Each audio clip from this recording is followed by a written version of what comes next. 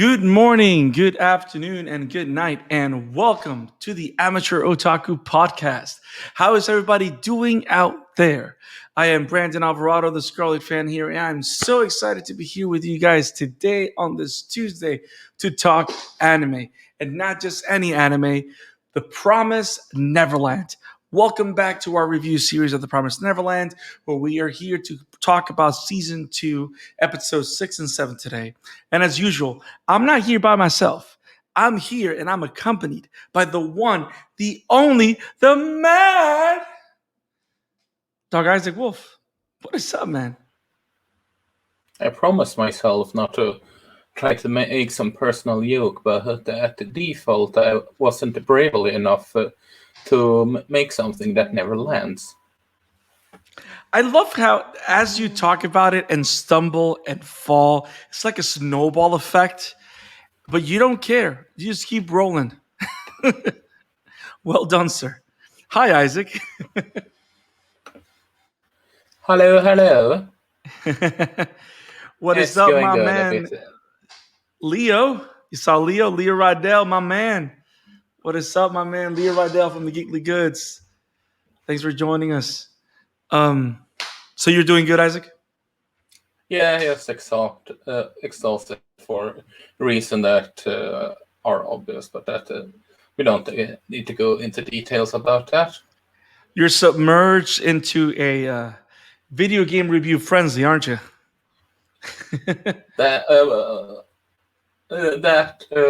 Yeah, and other stuff, but oh well. Let's go down to business. We need to land it. Need to land this stream. I feel, and this time currently it never lands. I feel horrible. I've been watching so many Instagram videos that as soon as you said, let's get down to business, my mind traveled to The Greatest Showman with Hugh Jackman. So now there's a Hugh Jackman in my brain dancing for no reason because The Greatest Showman is a good movie. To business. Damn it, Isaac. That's not why I said it. That's awesome. So, thank you guys for joining us at the Amateur Otaku Podcast. If you love what we do here, please subscribe, hit that like button on their YouTube channel, and hit the bell for notifications so that you do not miss any episode, any beat, any stream, any coverage. As you guys know, this Promised Neverland series, as well as our Attack on Titan series, is exclusive to our YouTube channel. So you want to make sure you subscribe so you do not miss any episode, any coverage of that. Our regular episodes where we cover a full series or a full movie, those are available in our podcast, which is available on Spotify, Radio Public, Apple Podcasts, Google Podcasts, Stitcher, wherever podcasts are heard and found. And that's where you can find us. But of course, Promised Neverland is only on YouTube. So stay tuned. And this episode is going to be awesome. And I said, let's get right to it.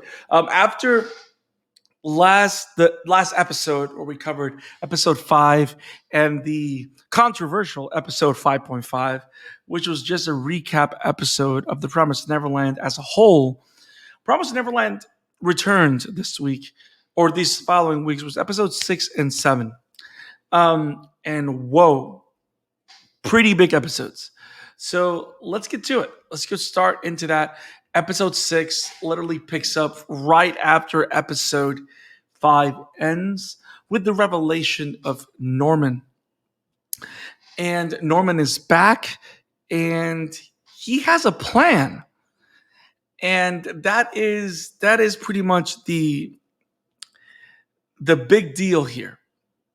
And Isaac, I know that you have this conflict within you because unlike me, you've read the manga and we actually had a conversation last episode specifically of how the creator and Cloverworks have decided to make this show an anime-only show. It's not following the manga, and a lot of the fans of the manga are raising their arms in a war cry because there's so many arcs that have been skipped, and now we just got a lot of revelation, and we have now a big point in the plot that's moving forward that was revealed, and it's that Norman, he's not only back, he's back with a plan. And he plans to eradicate all demons. Now, this is a big development, especially with the relationship that the kids have built, or at least Emma and Ray have built with Sojin and Mujika in the first couple of episodes. But as someone that's read the manga, and I know that you'll be careful to not talk spoilers. Is it? Oh I boy. wouldn't be. I wouldn't be surprised. This is a manga thing, right? Like the manga does handle this plan that Norman has. I don't know how I should approach this, considering I don't know how I should approach this, honestly. Don't worry. I'm gonna help you. I'm just gonna ask you questions, and all you have to say is yes or no. So, is this plot where Norman plans to eradicate all demons? Is this present in the manga? Yes or no? Granted, it was a while since I read it, but he had a plan. I can't recall what this exactly was. Okay, so it wasn't something like so dramatically epic that you would remember the details of it, but he had a plan against demons, right? Now, the biggest point of controversy right now is that a lot of people know that they don't meet Norman this early. They meet Norman a lot farther ahead, like when they're a lot older. So the fact that they're streamlining this in this way is very interesting. I personally, as an anime watcher, because I only seen the anime, I like this, especially because it's giving me kind of the character development that I wanted, which is Norman's back, yes, and he brings with his plan of eradicating demons with this drug, brings hope to the team, but it puts him at odds with Emma, which is what I wanted. Like I wanted this reunion to be bittersweet. You know what I mean? Like I felt that Yeah. it couldn't be a reunion that will solve all the problems. It had to be a reunion that on one end it would bring Emma some kind of relief, but at the same time it would further on the inner conflict that has been building, which is this idea that she has grown from, because she's never really hated the demons. She's all she's cared about is being of survival, right?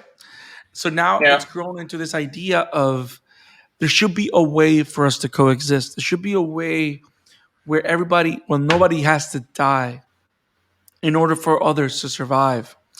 And the fact that Norman's plan goes in direct contradiction with that is powerful. And I think it's a great thing to do story-wise.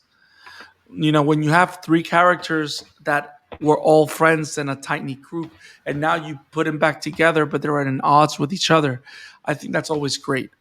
Especially because they're at odds in a very personal and ideological standpoint. You know what I mean? It's not as simple as you killed my father, prepare to die. You know what I mean?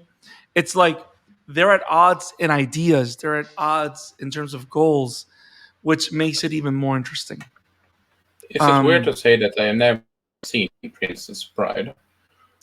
But you know that phrase. I've never heard of it, honestly. You never heard of? Then how did you quote The Princess Bride if you don't know what it is? I mean, that's Because, from The Princess it was Bride. just a lucky guess. It was just a lucky guess, to be perfectly frank. And you say that your jokes never land.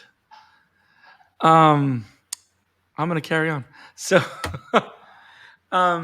so the way they've handled this and how they're like focusing on this ideological struggle within Emma and Norman and Ray kind of being there, like this character. He's kind of like in the middle of everything, but he also is not there like to make decisions. You know what I mean? Like Ray is like a very interesting.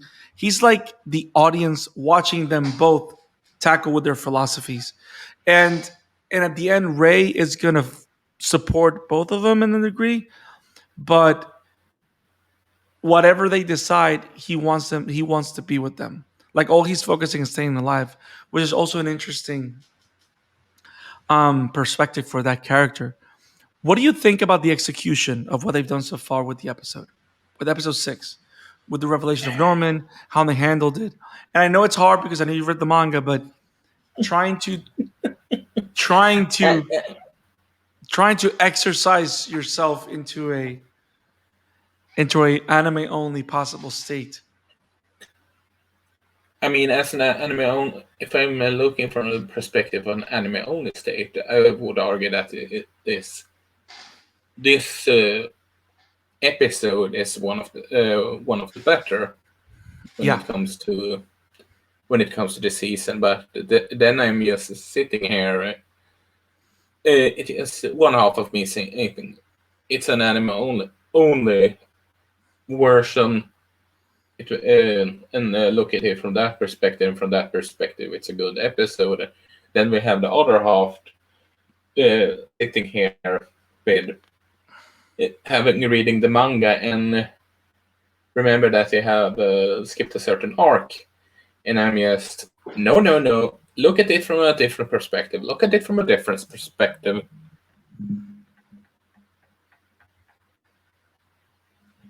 Okay. I get that. I can get how that can become like a struggle, or it can become something that can affect the viewing or the appreciation of it. I totally understand that. I mean, we talk about adaptations all the time, and there's such a thing as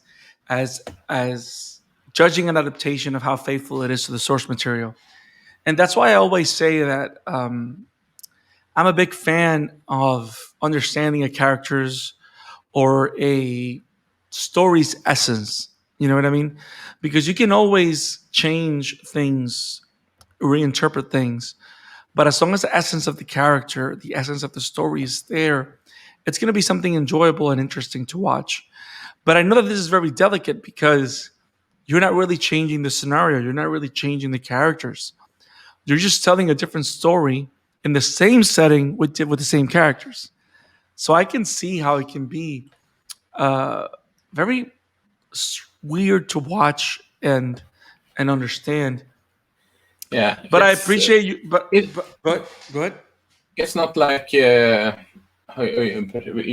take a Batman origin story or a Superman origin story or what have you, and tell the same story 50 different times, or however you want to put it. Yeah. 100%. And I like the conversations that were had. I like how we were introduced to these 3 characters. The character of Barbara, was it Vincent and Sis?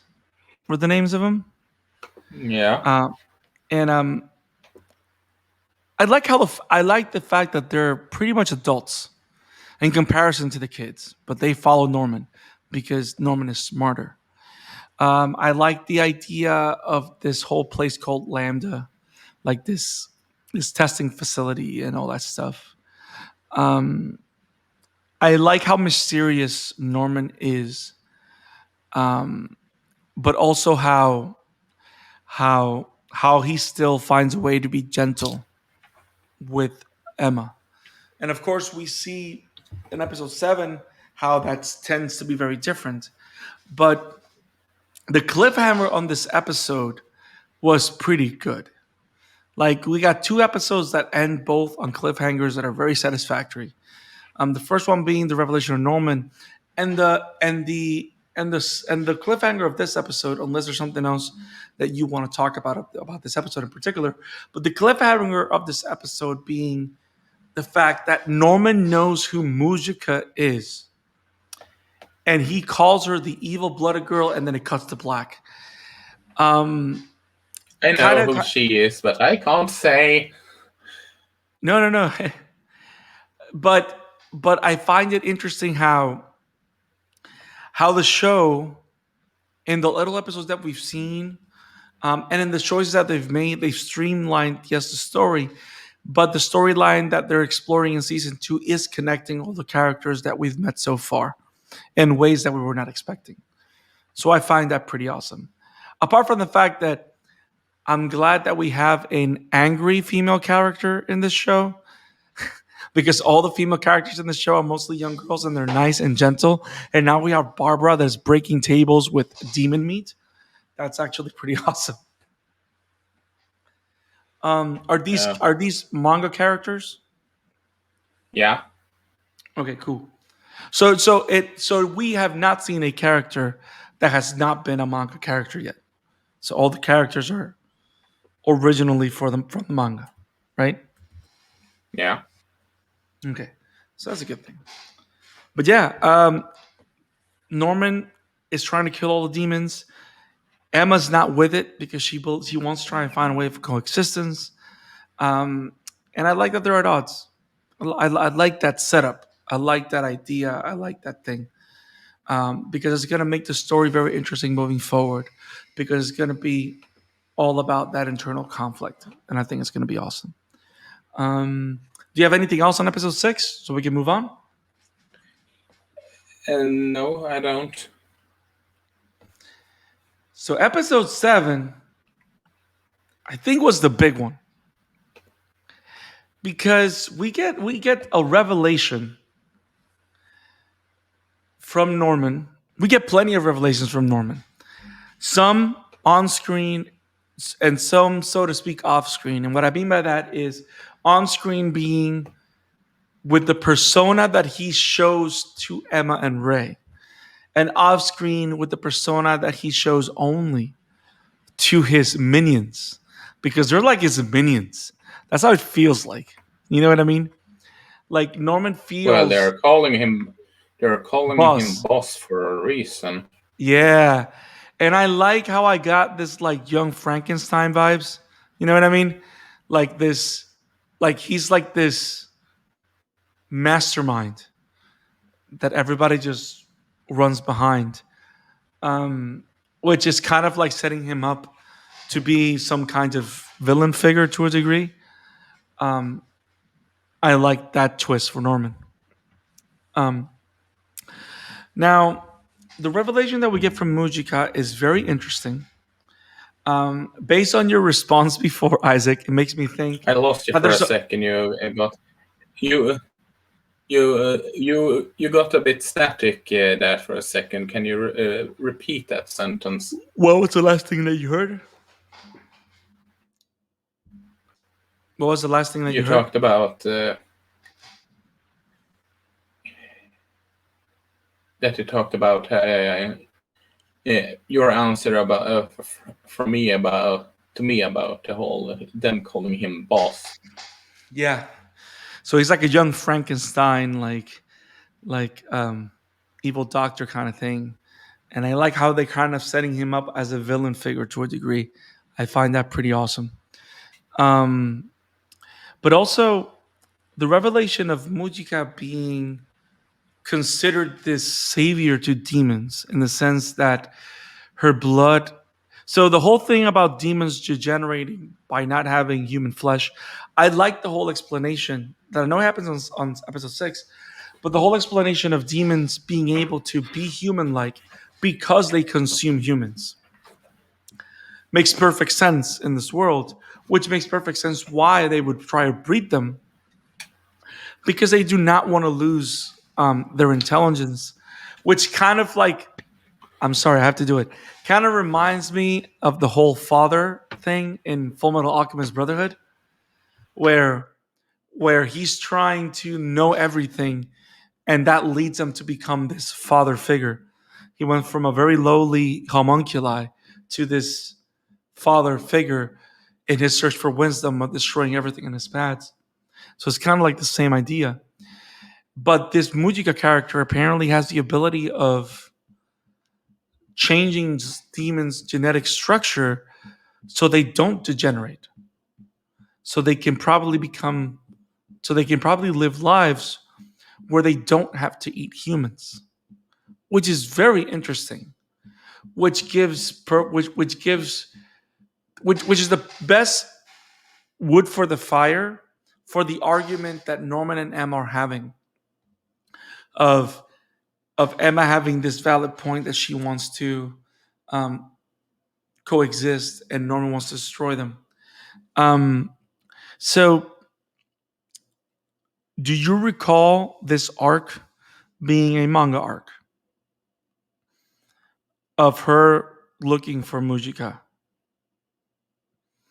Or is this something that it is venturing into anime only? I saw. What is it?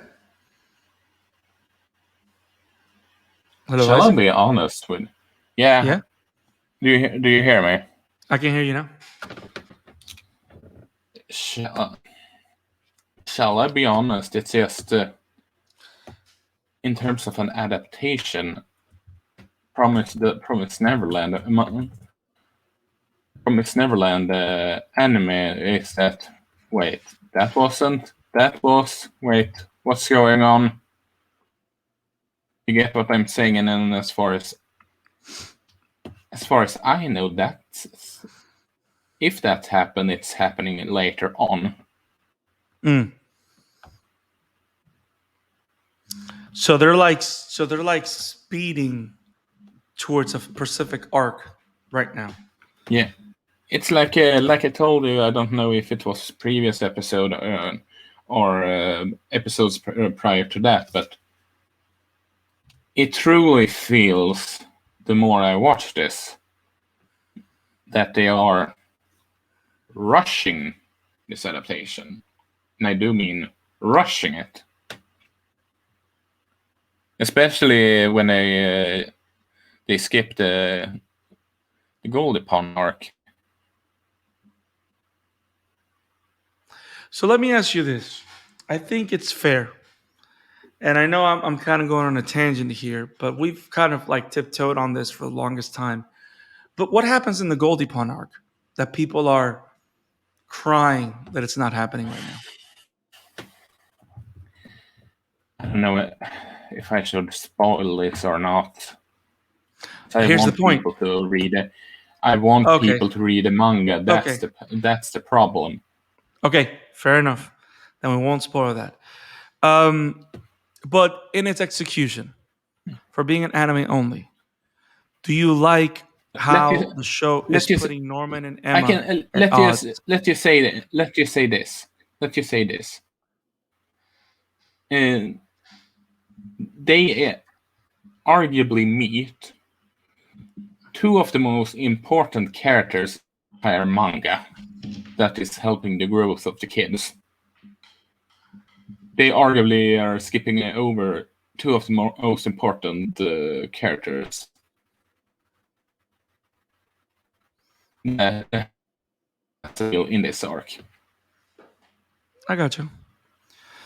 Now, do you like how they're putting Norman and Emma at odds? Yeah, because it's always good to have some form of what's the word? Conflict? Ideological clash. Yeah, conflict. Yeah. Now, what surprised me the most, because these are very cut and dry episodes, to me they were monumental, they were great because there was a lot of revelation and stuff.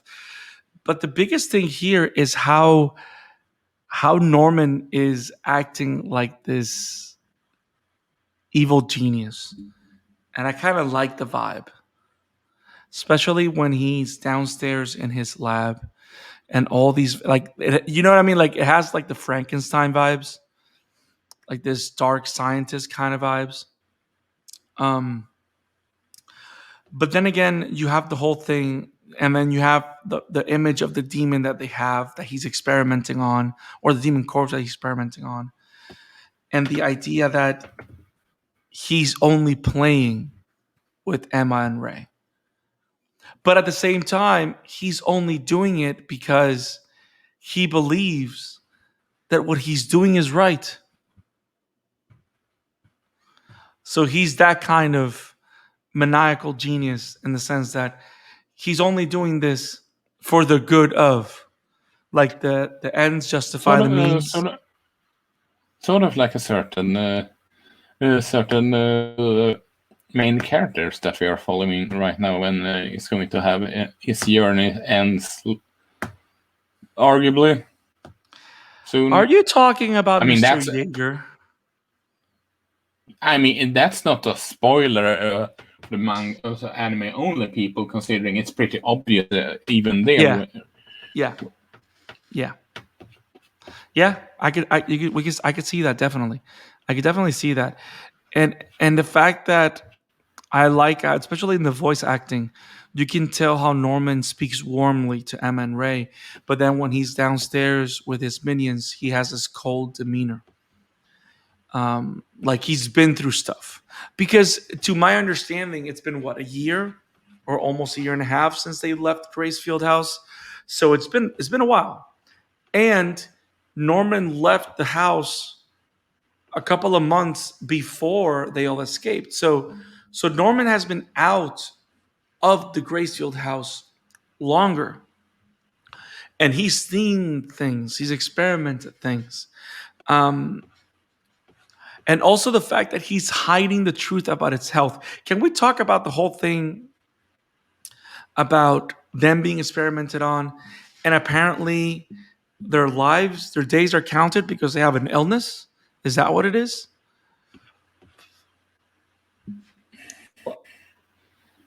Yeah. Like this. I know you're suffering right now, but you can say it. You can say it. You're not spoiling. You can say it. So yeah, I would spoil if I tell you or not. Because they have like an illness or something, and we don't know what this illness is, but they're getting these headaches and stuff like that. So that's a different layer that they're adding to all this.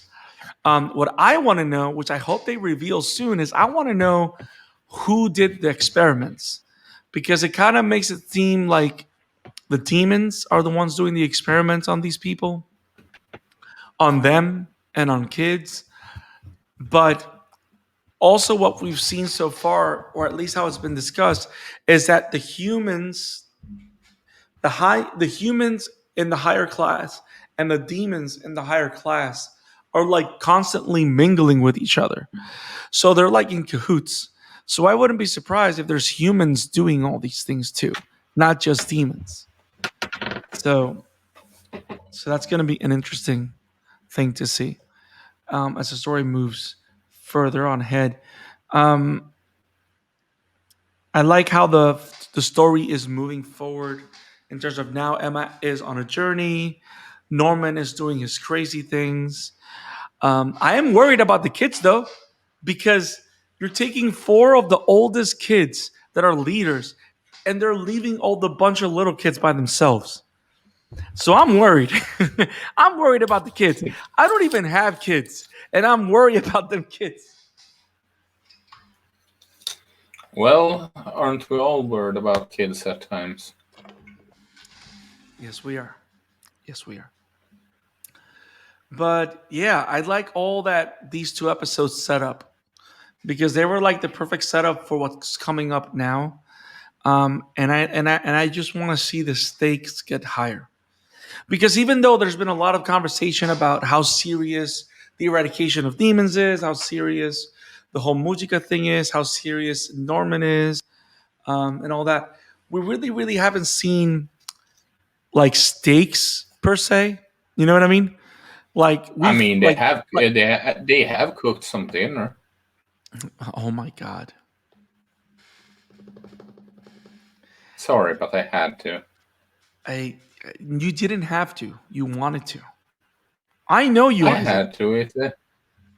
I had to. It's in my blood. Yeah, so I kind of want to see stakes. Like I feel that we've had like a calm last 3 episodes and no stakes. You know what I mean? And one of the driving forces of the show to a degree has always been the imminent danger of being discovered and all that stuff. And we really haven't seen that much of that in the last couple episodes. We saw a little bit about it in season 5, but they were being chased. But ever since then, I'm sorry, we really haven't seen that much of it. And I want to get back into that feeling of being afraid for the kids and stuff like that. And I feel that it's gearing up to that, especially with these 4 kids going on a journey, these kids being left alone, Norman cooking whatever he's cooking. So yeah, I think the show is heading in a good direction. And I know people are suffering, and I know this is anime only, so I'm enjoying myself. Um, I guess once we do a full recap of the season, I can have you spoil everything and tell me in detail what you really think, as opposed to crying on air because you can't say anything, which is kind of hilarious. It's like it's like going to the future and then knowing how. No, I'm not gonna draw that card. Right. Well, Isaac, I think this was an easy one. I don't have that much to say anymore. I think we've said. I mean, I like what they're setting up, and I just can't wait to watch it. And I hope that it payoffs. It payoffs in a way that is satisfying narratively, without losing the edge that the show is known for. Is there anything else you want to add? No, not really. So I think we're wrapping up early, brother. We're wrapping up early. So, Isaac, we're going to be back in 2 weeks. We're going to be talking about Promised Neverland again. Next week, we're covering Attack on Titan, the final season. Again, 2 more episodes there. This Saturday, we're going to be back on air. Saturday night, 7:30 EST. And we're going to be covering Ghost in the Shell 2 Innocence, the 2004 sequel to the original 1996 classic that follows Makoto Kusanagi, the Major, Bato, and all those cats in Section 9 as they try to handle the differences of cyber hacking and androids and realities and ghosts. I actually recently bought, Isaac, the 4K Ultra HD version of the original Ghost in the Shell, and it was so beautiful to watch. So I rewatched the first one. It's the sequel we're going to talk about, though. I know. I just wanted to rewatch the first one, and now I'm going to watch the second one because I want to see how they connect. And I just saw like the first couple of frames of the second one, and I can see that it's a direct sequel to it. So I'm really excited to see how it plays out because it only takes place 3 years after the original. So I'm really excited to cover that and see that. I will be posting many episodes soon. I just have to work on some editing to put more episodes on the YouTube channel. Also, if you guys like what we do here, please send us your recommendations of animes that we should check out. Talk to us at Amateur Otaku Pod, or send us an email at amateurotaqurtf@gmail.com. Whatever recommendations you shoot our way, we will definitely cover them for your enjoyment. Now, Isaac, where can people find you, my brother? You can find me over at Emblemayak, like you see below my profile pic, and you can find my work over at Wobam Entertainment. And you can find me at the Scarlet Fan 52 on Twitter. You can find me at the Scarlet Fan 52 on Instagram, and you can find me as Brandon Alvarado on Facebook. I got music, got some articles, working with Woman Entertainment. I recently did an awesome piece on Into the Badlands as the Scarlet Fan Presents, which is a feature that I migrated to Wobam. I'm really excited to working with them. The Amateur Otaku is also working on building a nice page and land page at Wobam because we are working in tandem with them to grow that site. And they have graciously given us space there so we can post the podcast there as part of their podcast network so that there's more ears and more connections to the Amateur Otaku community. So I'm really excited about that. So till next time, ladies and gents and fellow otakus, we will see you on Saturday. Have it awesome, guys. Peace. Hello.